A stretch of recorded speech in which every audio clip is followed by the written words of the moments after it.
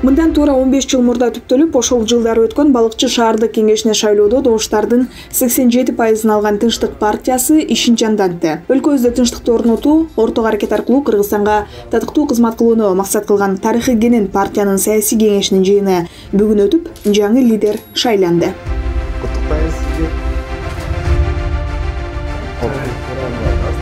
Жыйынга саясий уюмдун түптөөчүлөрү катышып, жаңы мүчө болуп кирген, алдына ири максаттарды койгон жаштарга Тынчтык партиясын өткөрүп беришти.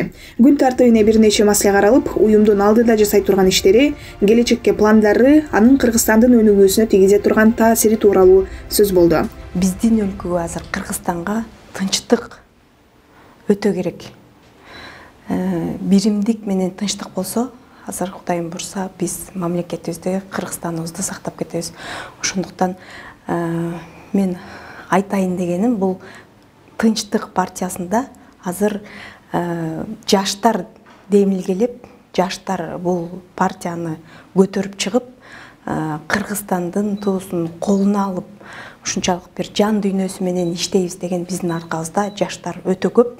Ошол жаштардын ой максатын орундатуу үчүн ушул Тынчтык партиясын алып, ушул партиянын лидери катары өз күчүмдү, максатымды, ушу Кыргызстанга болгон сүйүүмдү көргөзөйүн деп, мына бүгүндөн баштап Тынчтык партиясы менен улуу жолго аттандык десек болот. Партия алдыда өтө турган саясий процесстерге, тактап айтканда Бишкек шаардык кеңеши жана парламенттик шайлоого катышат.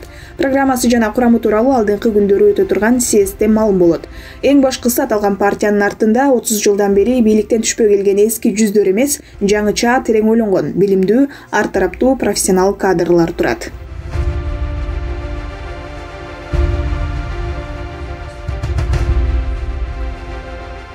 Жаңы лидери Чынара Мамажакыпова ийгиликтүү ишкерлиги жана кайрымдуулук иштери менен белгилүү. Ал эми саясатта жаңы жүз. Бул факторду ал кемчилик эмес, артыкчылык катары кабыл алат, анткени жаңы жүздөр өлкө үчүн көбүрөөк пайда алып келе алат деп эсептейт.